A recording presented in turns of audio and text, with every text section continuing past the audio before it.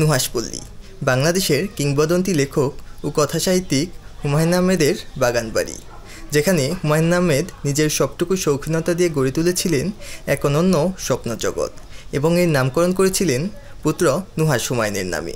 যাই হোক, আজকের এই ভিডিওতে আমরা ঘুরে দেখব এই সম্পূর্ণ বাগানবাড়িটি, জানানোর চেষ্টা করব এর কোথায় কী আছে, তুলে ধরার চেষ্টা করব এর অপরূপ সৌন্দর্য, আর অবশ্যই জানাবো ঢাকার বিভিন্ন প্রান্ত থেকে আপনারা কিভাবে খুব সহজেই এখানে আসতে পারবেন। তো এই সকল কিছু জানার জন্য এই ভিডিওটি সম্পূর্ণ দেখার অনুরোধ রইল। হ্যালো এভরিওয়ান, আপনাদের সবাইকে আরও একটা নতুন ভিডিওতে স্বাগতম।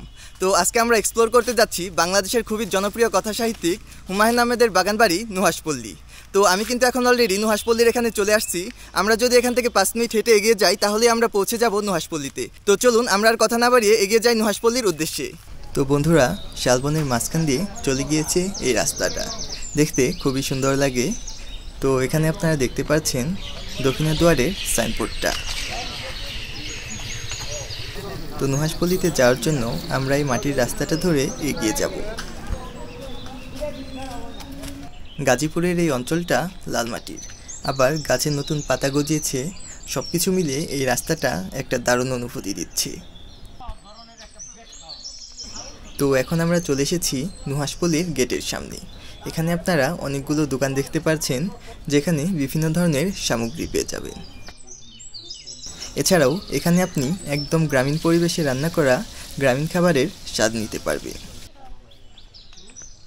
তো এটা হচ্ছে গিয়ে মেইন গেট এবং এর পাশেই দেওয়া আছে দর্শনার্থী প্রবেশের জন্য দিক নির্দেশনা। আপনারা চাইলে ভিডিওটি পজ করে এটি পড়ে নিতে পারেন।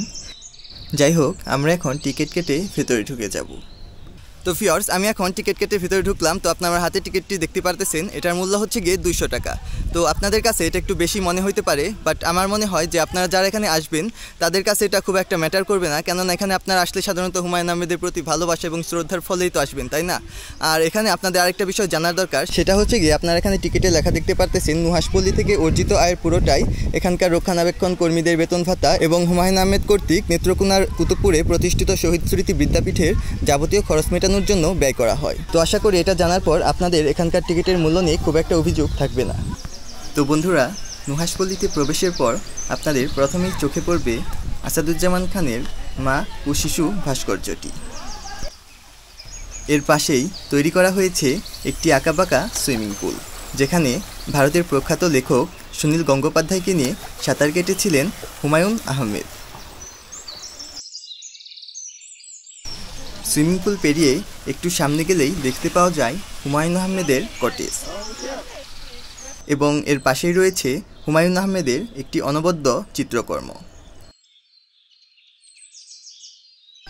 যাই হোক, এসব ছাড়িয়ে আমরা যদি একটু সামনের ফাঁকা জায়গার দিকে নজর দেই তাহলেই দেখতে পাবো হুমায়ুন আহমেদের বিখ্যাত সেই ট্রি হাউসটি, যেটি আজও বহাল তবিয়েতেই আছে।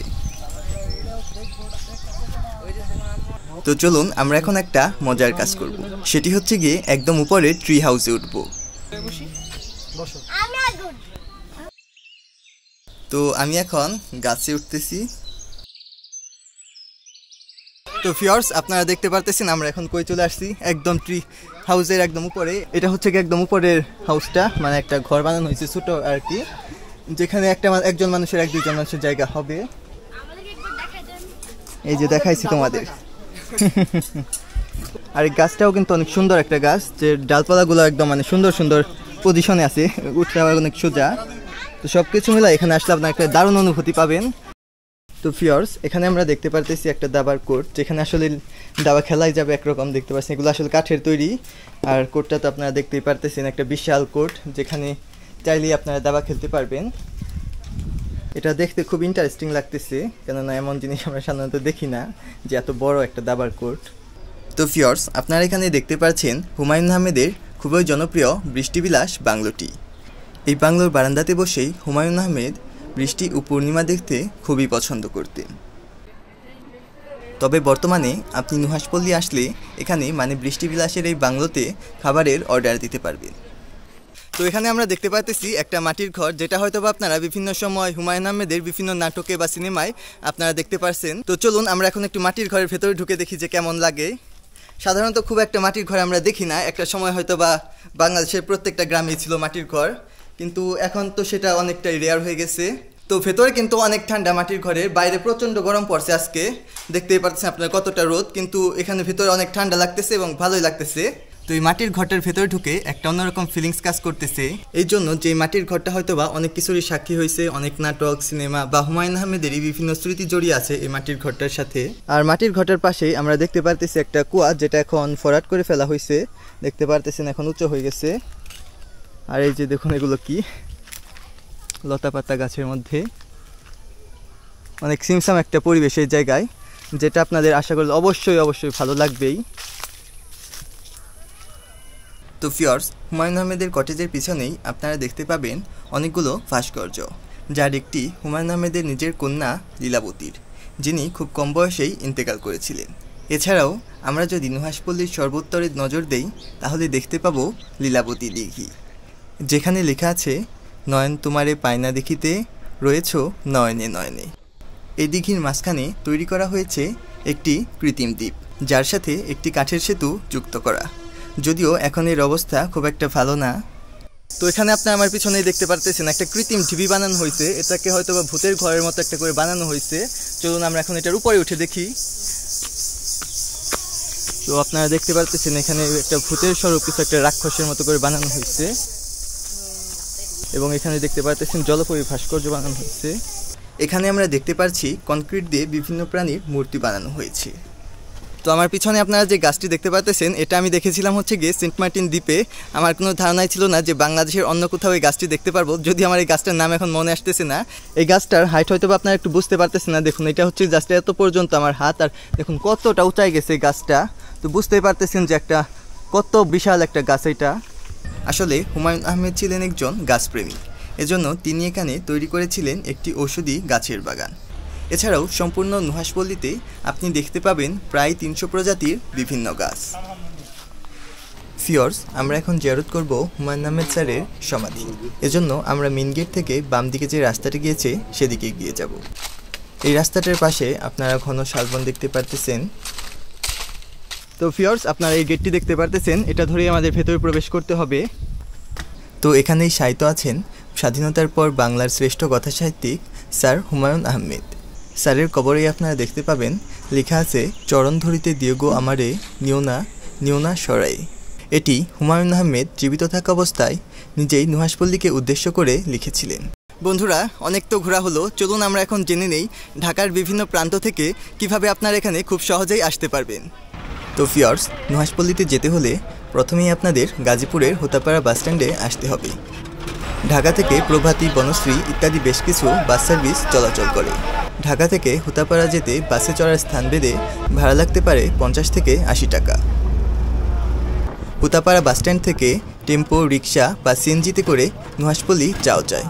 টেম্পোর ভাড়া লাগবে 40 থেকে 50 টাকা, রিক্সাতে ভাড়া লাগতে পারে 50 থেকে 60 টাকা এবং সিএনজিতে 120 থেকে 150 টাকার মতো লাগতে পারে। এছাড়াও আপনারা চাইলে নিজের ব্যক্তিগত গাড়ি নিয়েও নুহাশপল্লীতে আসতে পারবেন।